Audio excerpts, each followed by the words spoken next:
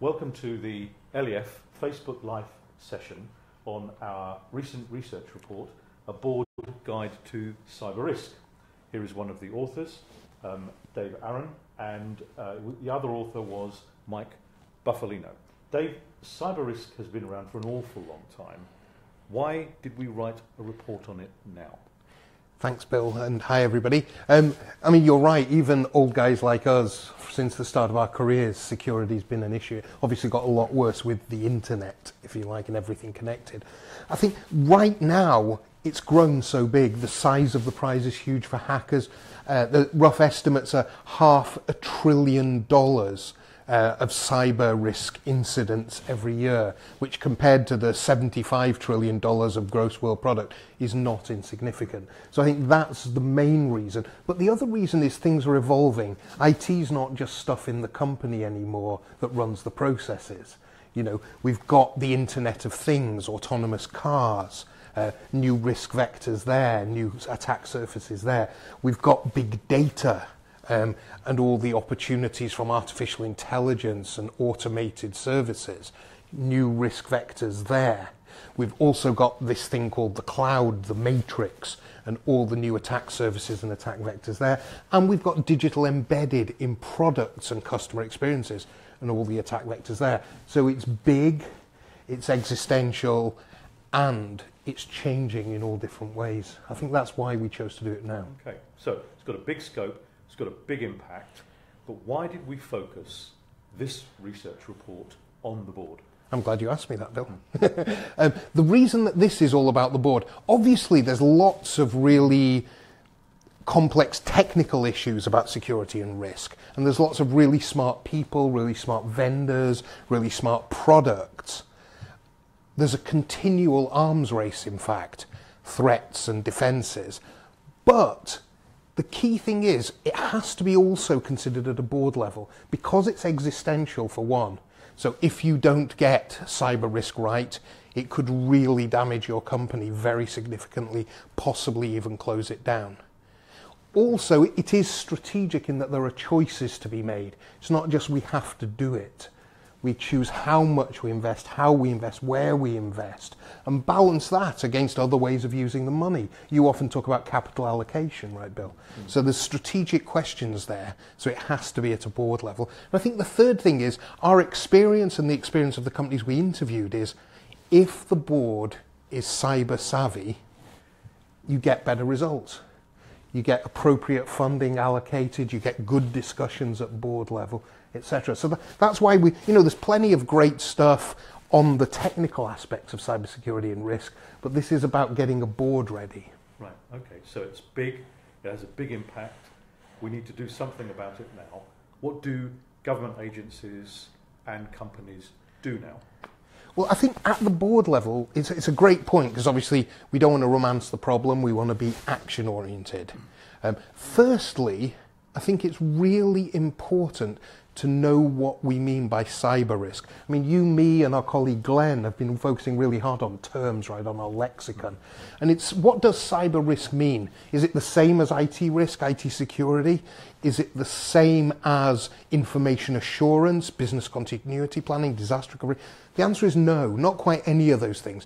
I mean, we have a definition, right, that we worked up that says cyber risk is about preventing intentional attacks through electronic means. It overlaps with many of the other terms I talked about, but it's incredibly important that we have a good definition. So that's the first thing. Second thing is a realistic assessment of how good your board is at this now. The report that Bill mentioned has a checklist, but however you do it, make sure you get a realistic assessment of how good your board is now around cyber risk, cyber security. The third thing coming directly out of that is making sure you've got digitally IT savvy members on that board. A number of people we talked to, experts in the field, noted, in fact, one of them had two different boards, and one of the boards had digitally savvy people, one didn't. And he noted that the level of discussion and the level of decision making around cyber was so much better. So I think making sure you've got the right mix of IT and digitally savvy people is key. Then the fourth thing is the thing I know you and I both are fascinated by, antifragility, Bill. Anti-fragility and having an anti-fragile mindset at a board level is also key. I mean, as our kind of lead author on that, would you say something about that, Bill? So, very quickly, this is the area where this concept of anti-fragility is very real and very present, and has stratagems for helping you defend yourself against it. But quickly, better explain what anti-fragility is. It's not the opposite of fragility. So a few terms. Something that's fragile is very prone to shocks, and it will fall down very quickly. So, for example, a storm, a fence, well, my fence anyway, would fall down very quickly in a storm. Something that is robust will stand up for a while, so the wind will blow more strongly, but if it's made of brick, it'll stay there for a while, wind picks up, at some point it falls down. It's robust, it's lasted longer. Something that's resilient, same analogy, a storm, a tree that's supple, would bend, endure the storm, and then come back up to the shape and the position that it is now. That's still not anti-fragile. Some people think it is, it's not.